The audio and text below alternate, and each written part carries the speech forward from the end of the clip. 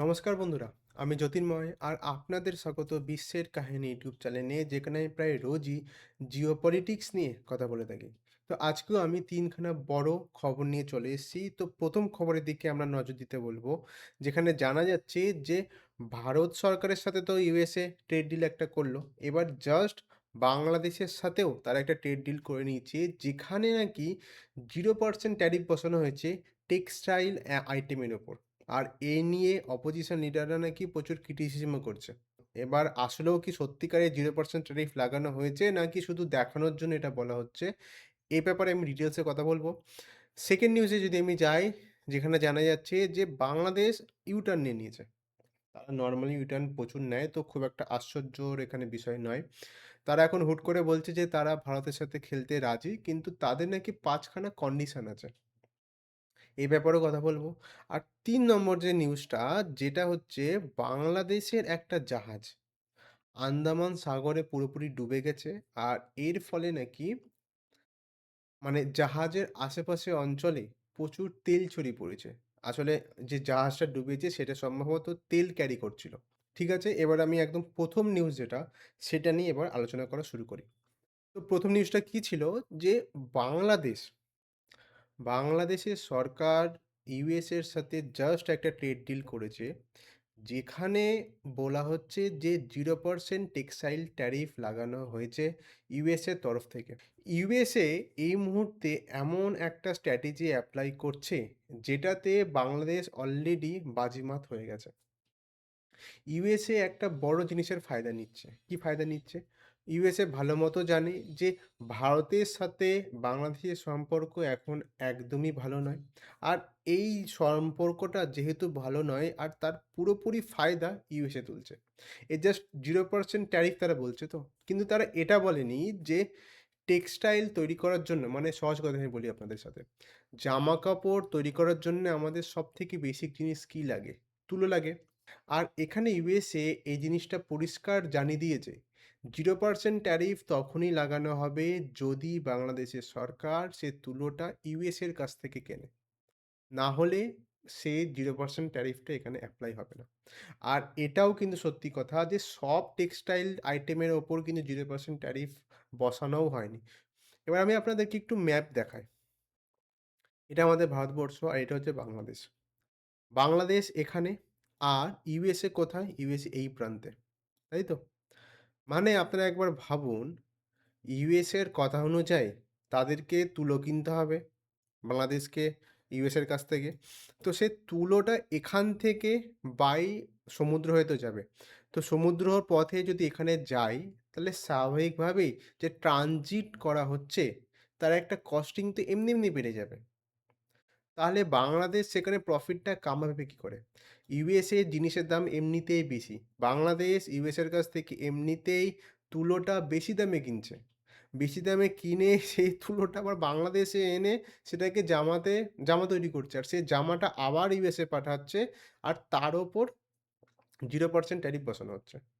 এখানে যদিও 0% বলা হচ্ছে, কিন্তু যদি তারা প্র্যাকটিক্যাল করে, তখন কিন্তু মোটেও খুব একটা তাদের চিপ পড়বে না। আর একটা দিক আমাদের মানতে হবে যে ভারত অন্যান্য দিক থেকে প্রচুর এগিয়ে। কিন্তু এটা আমাদের একদম সত্যি কথা, এটা মানতে হবে যে ভারত কিন্তু আশ্চর্যভাবে এই টেক্সটাইল দিক থেকে অনেক পিছিয়ে বাংলাদেশের।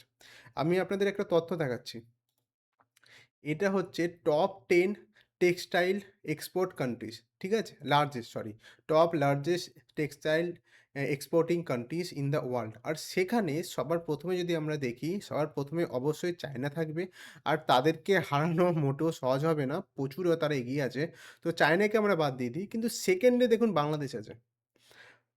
এটা কিন্তু সত্যি খুব আশ্চর্যের বিষয়। আর এর পরে দেখুন ভারত আছে ৫ নম্বরে। বাংলাদেশের পরেও ভিয়েতনাম আছে, তারপর টার্কি আছে, তারপর ইন্ডিয়া আছে। আমি কেন বিশেষ করে আশ্চর্যের জিনিসটা বলছি বলুন তো? কেননা ভারতের জনসংখ্যা অনেক বেশি বাংলাদেশের থেকে। কিন্তু তাও বাংলাদেশ আমাদেরকে এই ক্যাটেগরিতে কিন্তু হারিয়ে দিচ্ছে। আর বেশ ভালো মতোই হারাচ্ছে। কিন্তু এটা আমাদের মানতে হবে, হ্যাঁ, আমাদের ওপর হয়তো 18% ট্যারিফ লাগানো আছে। কিন্তু ভারত সরকার কিন্তু নিজের সম্মানটা রেখেছে। বাংলাদেশ যে ইউএসের সাথে যে ডিলটা করেছে সেখানে তো শুধুমাত্র এই টেক্সটাইলের ডিল হয়নি, বাকি অন্যান্য অনেক ডিল হয়েছে। তো সেখানে জানা যাচ্ছে যে বাংলাদেশ কিন্তু পুরোপুরি তাদের মার্কেটটাকে ওপেন করে দিয়েছে ইউএসের কাছে। মানে ইউএসের এগ্রিকালচার যা আইটেম আছে, যেমন ফার্মিং দিক থেকে কর্ন, তারপর আটা, তারপর ধান, এগুলো কিন্তু বাংলাদেশে আসবে ইউএসএ থেকে। মানে একদিক থেকে বাংলাদেশের যারা ফার্মার থাকবে তারা কিন্তু একটা বড়সড় কম্পিটিশন পেতে চলেছে ইউএসএর ফার্মারের কাছ থেকে। আর এই জিনিসটাই কিন্তু ভারত সরকার পুরোপুরি আটকে দিয়েছে। ভারত সরকার কিন্তু একটু অ্যালাউ করেনি। হ্যাঁ, ২-৩ টে জিনিস অ্যালাউ করেছে, যেমন হচ্ছে ভুট্টা কিন্তু ভারত সরকার আ আমেরিকার কাছ থেকে নেবে। তারপর সয়াবিন তেল, কিন্তু এগুলো ছাড়া খুব বেশি কিন্তু ভারত সরকার ইউএসএ কে অ্যালাউ করেনি। আচ্ছা, এবারে আমি নেক্সট নিউজটাতে যাই, যেখানে আমরা জানতে পারছি যে পাকিস্তান, পাকিস্তান এখন ভারতের সাথে খেলতে রাজি, কিন্তু তাদের ৫ খানা কন্ডিশন আছে। এটা খুবই আশ্চর্য। পাকিস্তানের পিএম শেহবাজ শরীফ যে নিজে টুইট করে এটা বলেছিল জাস্ট কিছুদিন আগে, সম্ভবত বোধহয় শুক্রবার বলেছিল, যে ভারতের সাথে তারা খেলতে চায় না। পিএম এই জিনিসটা পোস্ট করেছে। আর হুট করে তাদের বোর্ড, পাকিস্তানের যে ক্রিকেট বোর্ড, তারা এখন বলছে এই কিছু ঘন্টার আগের কথা, যে পাকিস্তান খেলবে ভারতের সাথে। তাহলে একদিক থেকে এটা ভাবুন, তাহলে পিএম এর সম্মানটা কি রইলো বাকি জনগণের পাশে। পিএম একটা কথা বলছে, আর পাকিস্তান ক্রিকেট বোর্ড একটা কথা বলছে। মানে সরকারের মধ্যেই কত বিভেদ। এবার আমি ডাইরেক্ট আপনাদেরকে যে ৫ খানা কন্ডিশন তারা বলছে সেখানে নিয়ে যাই। তো পাকিস্তানের তরফ থেকে বলা হয়েছে যে যেহেতু বাংলাদেশকে বাদ দেওয়া হয়েছে, তো আইসিসি যেন পাকিস্তানকে কিছু রেভিনিউ দেয়। আইসিসি টি-20 ম্যাচ যেটা হচ্ছে, সেখান থেকে যা রেভিনিউ জেনারেট হবে তার কিছু অংশ যেন বাংলাদেশকেও দেওয়া হয়, আর তার সাথে কোনো পেনাল্টি যেন তার উপর না দেওয়া হয়। মানে কোনো শাস্তি যেন না দেওয়া হয়।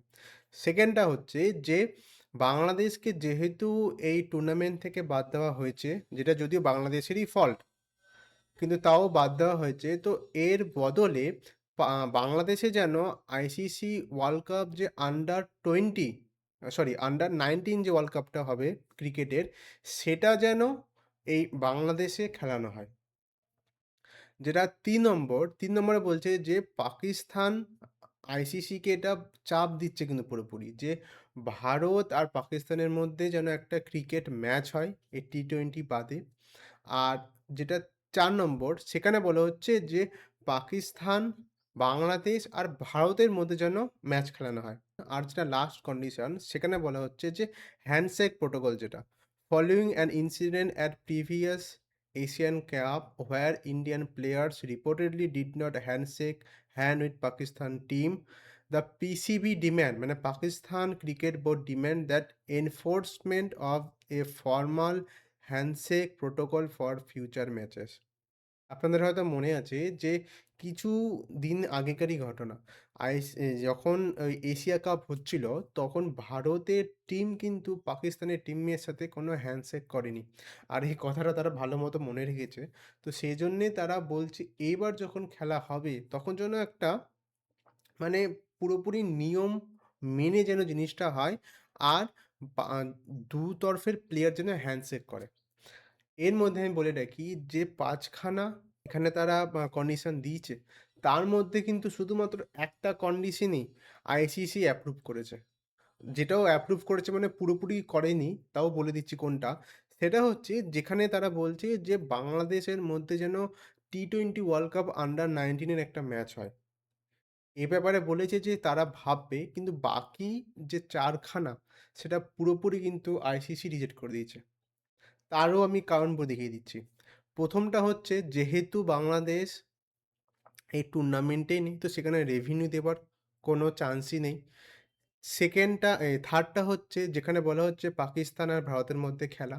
এখানেও বলছে আইসিসি কিছু করতে পারবে না। কেননা যদি দুটো দেশ রাজি হয় তাহলেই খেলা হবে। একদম সহজ কথা। ভারত সরকার যদি রাজি না হয় তাহলে কেউ কেন তার সাথে জোর জবরদস্তি করতে যাবে? তাই এটাও বাদ গেল। আর যেটা ৩ নম্বর যেটা ৪ নম্বর ছিল যে ৩ খানা দেশ একসাথে খেলবে পাকিস্তান, বাংলাদেশ আর ভারত। এটাও বাদ হয়ে গেল।